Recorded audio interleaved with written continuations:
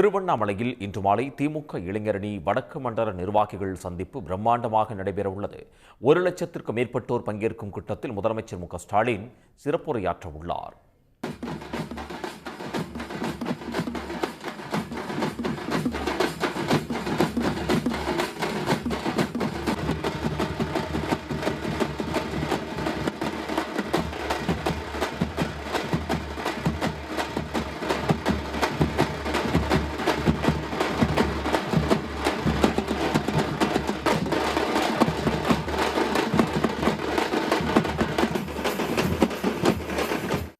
திமுகவின் 25 ஆண்டுகால அரசியல் பயணத்தில் கடந்த 1980ஆம் ஆண்டு மு.க.ஸ்டாலினால் உருவாக்கப்பட்ட இளைஞரணி கட்சிக்கு வலு சேர்க்கும் வகையில் தொடர்ந்து களமாடி வருகிறது. தமிழ்நாடு முழுவதும் 5 லட்சம் நிர்வாகிகளையும் 50 லட்சத்திற்கும் மேற்பட்ட உறுப்பினர்களையும் கொண்டு திமுக இளைஞரணி செயல்படுகிறது.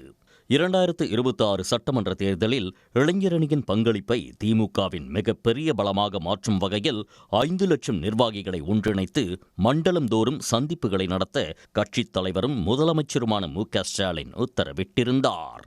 அதன்படி திருவண்ணாமலை கலைஞர் திடலில் திமுக இளைஞரணி வடக்கு மண்டல நிர்வாகிகள் சந்திப்பு கட்சியின் 29 நிர்வாக மாவட்டங்களுக்குட்பட்ட 91 சட்டமன்ற தொகுதிகளைச் சேர்ந்த 1,30,000 பேருடன் பிரம்மாண்ட மாநாடு போல நடைபெற உள்ளது.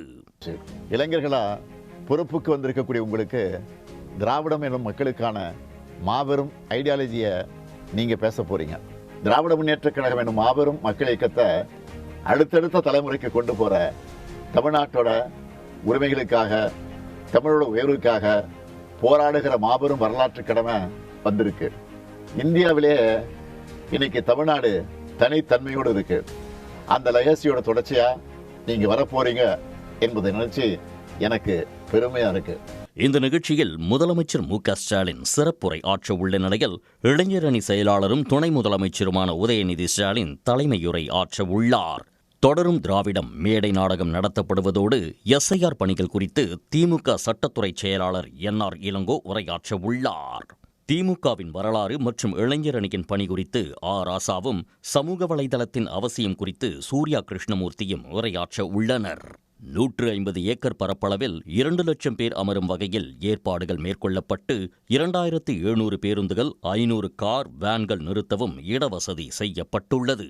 தற்காலிக கழிப்பிடங்கள், குடிநீர், மருத்துவ வசதிகள் செய்யப்பட்டுள்ளதோடு 1,30,000 பேருக்கும் 10 பொருட்கள் அடங்கிய உணவுத் தொகுப்போடு தண்ணீர் பாட்டில் தடையின்றி கிடைக்க வழிவகை செய்யப்பட்டுள்ளது.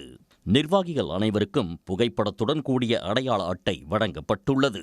நிகழ்ச்சி முடிந்த பிறகு இரவு உணவுப் பொட்டலங்கள் வழங்கப்பட உள்ளன.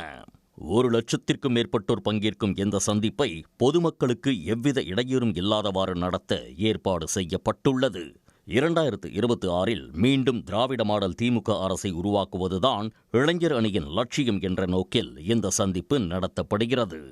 சன் செய்திகளுக்காக செய்தியாளர் அன்பு செல்வன். உடனுக்குடன் செய்திகளை தெரிந்து கொள்ள சன் நியூஸ் பெல் ஐகானை கிளிக் பண்ணுங்க.